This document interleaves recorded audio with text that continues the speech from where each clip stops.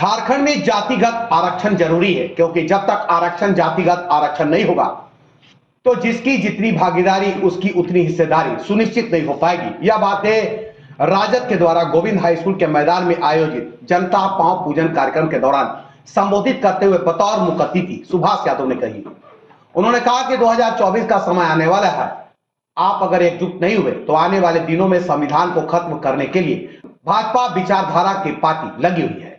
उन्होंने कहा कि राम रहीम के नाम पर कुछ लोग देश को बांटने का काम कर रहे हैं, इसे उनके मकसद में कामयाब नहीं होने देना है। उन्होंने कहा कि पार्टी के राष्ट्रीय अध्यक्ष लालू प्रसाद यादव ने देश के अत्यंत पिछड़े, गरीब, असहाय, दलित लोगों को उनका हक दिलाने का काम किया है। एक समय था कि लोगों को चारपाई पर बैठने का अधिकार नहीं था, लेकिन दलित के नेता लालू प्रसाद यादव ने उन्हें हक और अधिकार दिलाया। उन्होंने कहा कि आने वाले दिनों में राजद का गढ़ कहे जाने वाला पलामू, चतरा और कोडरमा के सीट पर लोकसभा में अपनी उम्मीदवार उतारेंगे। वही विधानसभा में भी हमारे पास इस इलाके में अपनी दबदबा बनाने के लिए पुनः अपना प्रत्याशी भी उतारेंगे।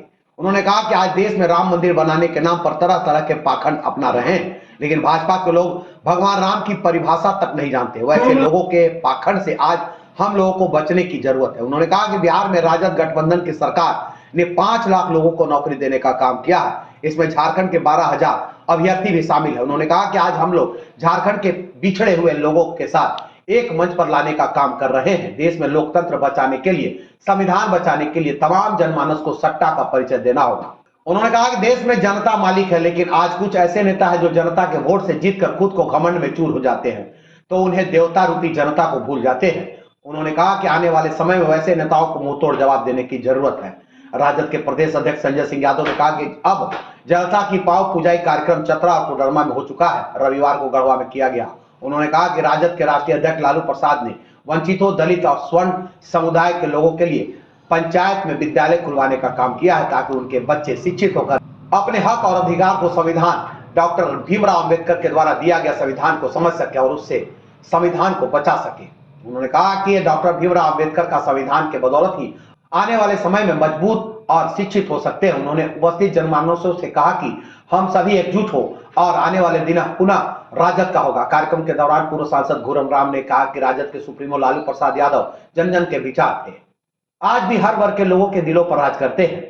इधर राजद की ओर से जनता के पांव पूजाई कार्यक्रम के दौरान साड़ी धोती वितरण के दौरान भगदड़ मच गई। लोग साड़ी धोती लुंगी लेने के लिए धक्का मुक्की करने लगे। इस दौरान सैकड़ों लोगों ने जेएमएम छोड़ राजद में शामिल हो गए। जनता के पांव पूजाई कार्यक्रम के दौरान गढ़वा, डंडा, रमकंडा, चिनिया, मेराल से सैकड़ों लोग भाजपा और झारखंड मुक्ति मोर्चा छोड़कर राजद में शामिल हो गए। गढ़वा से आयुष तिवारी की रिपोर्ट। पत्थर के समान कठोर भी है, जिस रूप में आप खोजिएगा तो असली रूप जो है आप लोगों का है।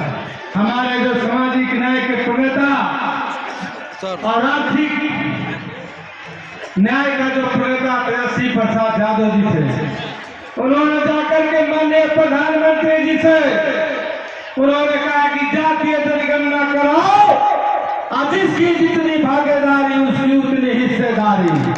लेकिन आश्वासन देने के बाद भी जातीय जनगणना उन्होंने नहीं कराया।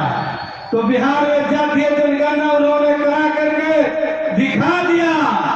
और भारतीय जनता पार्टी जब 1920 का जब चुनाव था तो राष्ट्रीय जनता दल जब ने कहा कि 10 लाख नौकरियां, 10 लाख रोजगारों का रोजगार देंगे, तो यही कहा किया कि टांग उठा करके टिटिया चिड़िया की तरह कहा कि हम 20 लाख देंगे। और 2 साल शासन में रहने के बाद बहाली भी नहीं किया। और तेजस्वी यादव का अभी 1 साल भी नहीं हुआ है, उन्होंने 5 लाख नौकरी दे दी है और 3 लाख का वैकेंसी निकलने जाना है। और झारखंड प्रदेश के बच्चों को भी 12,000 की नौकरी लगी है।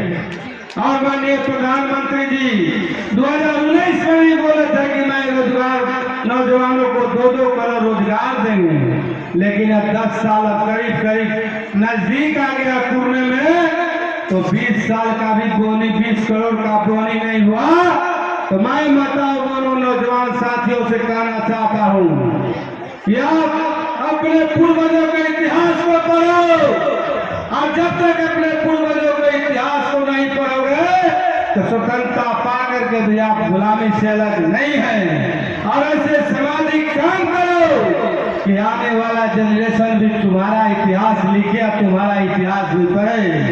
तो आपको यदि गुलामी से छुटकारा पाना है तो बाबा भीमराव अम्बेडकर साहब का जीवनी पढ़े, कर्पूरी ठाकुर जी का जीवनी पढ़े, जगदेव बाबू का जीवनी पढ़े।